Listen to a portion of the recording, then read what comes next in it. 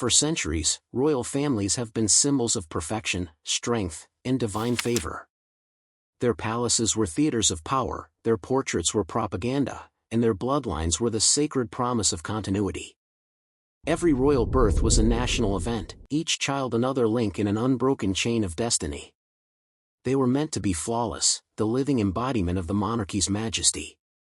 But behind the gilded palace walls, a secret history was hidden away. It's a history of children erased from the public eye, their existence seen not as a blessing, but as a threat to the crown's perfect image. This is a chapter of royal history that was never meant to be told. This is the story of royal children born with developmental disabilities, who entered a world of immense privilege only to be locked away in shame and isolation. Their lives were deliberately forgotten, their names struck from the official record.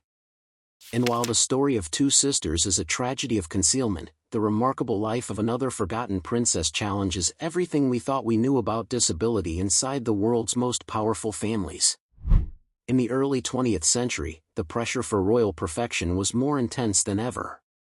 With the rise of mass media, photography, and film, the monarchy's image had to be ruthlessly controlled. It was also an era gripped by the flawed and dangerous science of eugenics, which promoted the idea of a pure bloodline. For a royal family, the birth of a child with a visible disability wasn't just a private struggle, it was a public crisis, a stain on the dynasty. This fear led to one of the most shocking royal scandals of the modern era. And it doesn't center on a king or a queen, but on two young girls who were first cousins to the future Queen Elizabeth II, Nerissa and Catherine Bowes-Lyon. Born in 1919 and 1926, Nerissa and Catherine were the daughters of John Bowes-Lyon, the Queen Mother's older brother. From birth, it was clear both girls had severe developmental disabilities, though a specific public diagnosis was never recorded.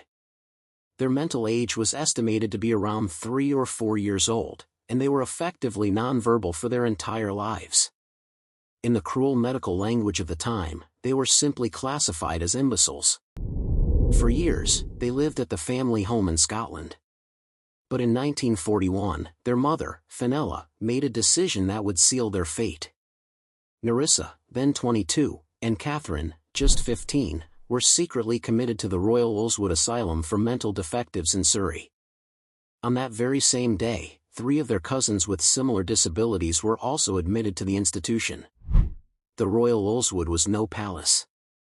It was the first establishment of its kind, built to house people previously kept in workhouses. By the time the Bowes-Lyon sisters arrived, it was an understaffed, overcrowded state-funded hospital. Former nurses recalled wards where just 2 nurses had to care for 40 patients. The sisters, born into aristocracy, were now hidden from the world, their existence a closely guarded secret.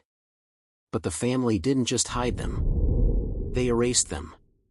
In 1963, the official guide to the British aristocracy, Burke's Peerage, listed both Nerissa and Catherine Bowes-Lyon as having died years earlier. The book claimed Nerissa had passed away in 1940 and Catherine in 1961. For nearly a quarter of a century, the world, and even members of their own family, believed they were dead. It was a breathtaking deception, a lie literally written into the history books. The truth finally came out, and in the most shocking way imaginable. In 1986, Nerissa Bowes-Lyon died at the age of 66, having spent 45 years inside Royal Oldswood. Her funeral was attended only by hospital staff. She was buried in a nearby cemetery, her grave marked not with a headstone, but with a simple plastic tag bearing her name and a serial number. A forgotten cousin of the Queen, given a pauper's grave. A year later, journalists discovered her grave. The story broke in the Sun with the devastating headline, "Queen's Cousin Locked in Madhouse." The public was stunned. It was revealed that both sisters had been alive the entire time they were listed as dead, and Catherine was, in fact, still at Royal Oldswood. The discovery became a massive scandal for Buckingham Palace. How could this have happened? The family's official explanation was flimsy at best. A niece, Lady Elizabeth Anson, claimed their mother, Fenella, was a very vague person who had simply made a mistake on the paperwork. It was an excuse few believed. This wasn't a clerical error, it was a deliberate erasure, designed to shield the royal family from the perceived shame of disability. The royal family's response was cold and distant. A spokesperson for Buckingham Palace stated that the Queen was aware of the situation, but that it was a matter for the immediate, Bosleyan, family. No public apology was ever offered, no responsibility taken. It was reported that the Queen Mother learned her nieces were alive in 1982 and began sending money for toys and sweets, but there's no official record of any family member ever visiting the sisters.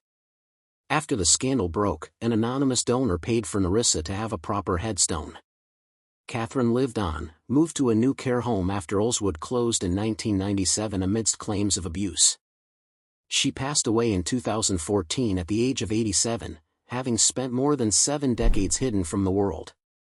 The story of Nerissa and Catherine stands as a tragic testament to how far a family might go to maintain a pristine image, sacrificing its own flesh and blood in the process. The fate of the Bosleyan sisters seems to confirm the darkest assumptions about how royalty treated children with disabilities, painting a picture of uniform cruelty and shame. But history is rarely that simple. At the very same time the British royals were hiding their cousins, another powerful European dynasty made a profoundly different choice. This is the story of Princess Alexandrine of Prussia. Born in 1915, during the First World War, Alexandrine, known affectionately as Adini, was the 5th child of Germany's Crown Prince Wilhelm and Crown Princess Cecilie. Shortly after her birth, it became clear she had Down syndrome. In an era when that diagnosis often meant a life of institutionalization, her parents refused to hide her. Their choice was nothing short of revolutionary. Unlike her distant British cousins, Princess Alexandrine wasn't erased.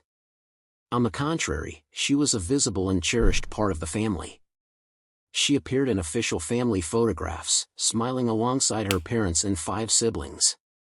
Her image was even printed on postcards that were shared with the public. She attended events and was included in family life without shame or secrecy. This acceptance extended to her education. While the Bosleyan sisters received no formal education, Alexandrine was sent to a pioneering school for girls with special needs.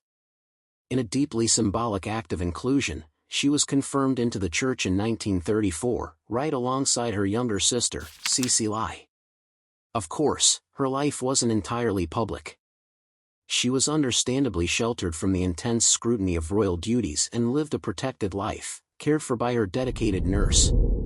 After World War II dismantled the German monarchy, Alexandrine lived quietly in Bavaria, where her family, particularly her brother Louis Ferdinand, visited her regularly. She died in 1980 at the age of 65 and was buried with dignity at the ancestral Hohenzollern Castle, where her parents were also laid to rest. The stories of Nerissa and Catherine on one hand, and Alexandrine on the other, present a stark and challenging contrast. They reveal that there was no single, inevitable dark fate for royal children with disabilities. There was a choice. The Bosleyan sisters were victims of a system that valued image above humanity, of a family that chose secrecy over compassion. Their story is a heartbreaking example of the fear and stigma that dominated the 20th century. They were abandoned not just by their immediate family, but by the institution of the monarchy itself. But the life of Princess Alexandrine of Prussia offers a powerful counter-narrative. Her story, one of relative openness and family love, proves that acceptance was possible, even within the rigid world of European royalty.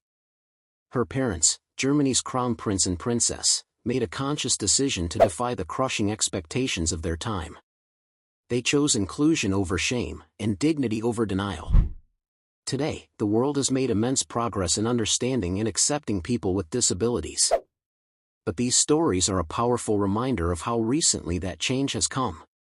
The lives of these forgotten children, one story marked by erasure, the other by acceptance, reveal a secret history. They show us that the greatest cruelty isn't always found on the battlefield or in halls of power, but sometimes in the quiet, deliberate act of making a child invisible. By bringing these stories to light, we give these forgotten royals the recognition they were so cruelly denied. If this piece of hidden history stuck with you, please like this video, subscribe for more historical deep dives, and share this story so their names are remembered. Thanks for watching.